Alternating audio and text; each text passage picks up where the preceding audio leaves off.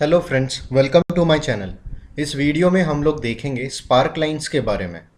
Spark lines basically होता क्या है, तो ये एक तरीके का चार्ट ही है, लेकिन ये एक सिंगल सेल के अंदर ऑक्यूपाई हो जाता है।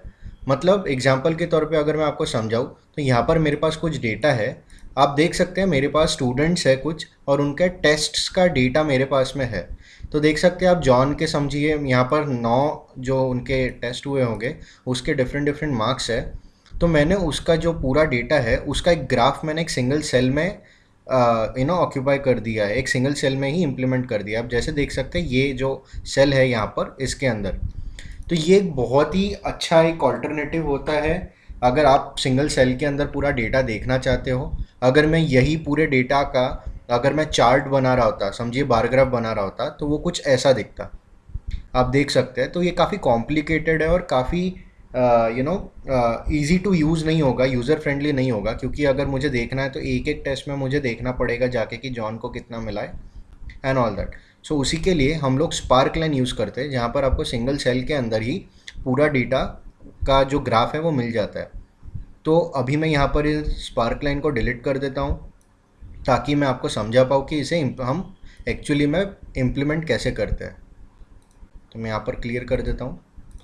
ओके, सो सबसे पहले हमें स्पार्क लाइन देखनी है, तो हम करेंगे कैसे इम्प्लीमेंट। सबसे पहले मैं जहाँ पर मुझे स्पार्क लाइन बनानी है मैं वहाँ पर अपना कर्सर लेकर वहाँ पर क्लिक कर दूँगा। उसके बाद में मैं यहाँ पर इंसर्ट टैब में जाऊँगा। आप इंसर्ट टैब में जैसे ही जाओगे आपको राइट हैंड साइड में स्पार्क लाइन का एक ऐसा दिखेगा आपको रिबन के ऊपर, और यहाँ पर आप लाइन को सिलेक्ट कर सकते हो। जैसे ही आपने लाइन के ऊपर क्लिक किया, ये यहाँ पर मुझे पूछता है डेटा रेंज। तो डेटा रेंज मतलब मेरे लिए यहाँ पर जॉन के मार्क्स है, तो मैं उन सबको सिलेक्ट कर लेता हूँ। एंड मुझे लोकेशन मैंने ऑलरेडी सिलेक्ट कर रखा है, एंड मैं ओके पे क्लिक करता हूँ।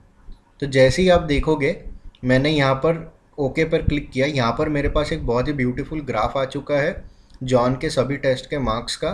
तो यहाँ पर मुझे बहुत ही अच्छे तरीके से समझ जा रहा है कि कौन से टेस्ट में उसे ज़्यादा मार्क मिले और कौन से टेस्ट में उसे कम मिले। अगर मैं चाहता हूँ तो ये मुझे simple drag and drop feature के साथ में मैं बाकी सेल्स के लिए भी इसको अप्लाई कर सकता हूँ। तो जैसे ही आप देखेंगे मैंने स्पार्क लाइन जो है बाकी स्टूडेंट्स के मार्क्स के लिए भी ड्रैग करके अप्लाई कर दिया है। अगेन यहाँ पर जैसे ही मैं इसके ऊपर क्लिक करता हूँ तो यहाँ पर एक डिज़ाइन कॉलम, डिज़ाइन टैब खुल जाता है, और उसके साथ में यहाँ पर काफ़ी सारे आप अलग अलग यहाँ पर फीचर्स यूज़ कर सकते हैं। जैसे अगर मैं चाहता हूँ कि मेरे स्पार्क्स लाइन्स के अंदर अगर मैं कोई हाई पॉइंट जो भी होगा उस पर्टिकुलर इसमें अगर मैं उसको हाईलाइट करूँ, तो मुझे यहाँ पर ये हाई पॉइंट को सिलेक्ट करना पड़ेगा। तो अगर आप देख सकते हैं तो यहाँ पर जो भी स्टूडेंट का उनके रिस्पेक्टिव जितने भी मार्क्स है उसके बीच में सबसे हाईएस्ट पॉइंट जो होगा वो यहाँ पर हाईलाइट हो गया है। अगर आप जूम करके देखेंगे तो यहाँ पर एक रेड डॉट आ गया है।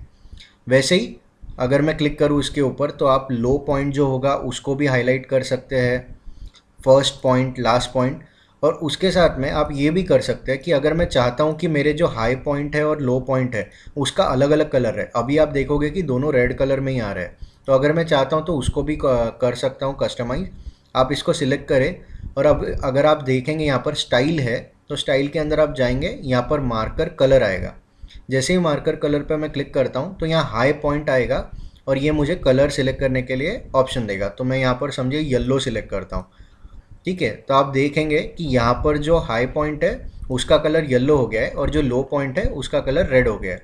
तो इसी तरीके से आप कस्टमाइज़ कर सकते हैं। आप चाहे तो जैसे यहाँ पर अभी स्पार्क लाइन ब्लू कलर का आ रहा है, आप चाहे तो उसे क्लिक करके चेंज भी कर सकते हैं। यहाँ पर स्टाइल का ऑप्शन है, आप जैसे ही ड्रॉप डाउन पर क्लिक करेंगे यहाँ पर बहुत सारे अलग अलग टाइप के स्टाइल्स आ रहे हैं।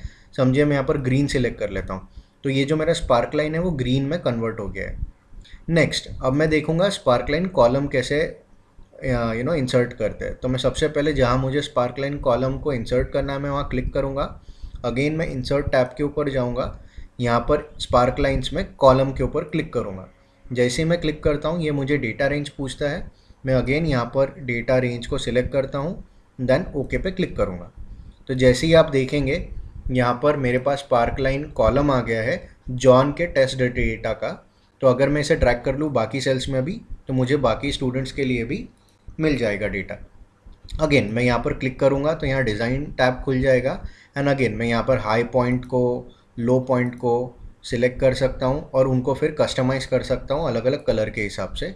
जैसे मैं यहाँ लो पॉइंट को अगर मैं चाहूँ तो मैं यहाँ पर समझिए ऑरेंज कलर दे देता हूँ, तो आप देखेंगे कि यहाँ पर जितने भी लो पॉइंट है उनका कलर ऑरेंज हो गया होगा। तो इस तरीके से हम लोग इंसर्ट कर सकते हैं स्पार्क लाइन और स्पार्क लाइन कॉलम को।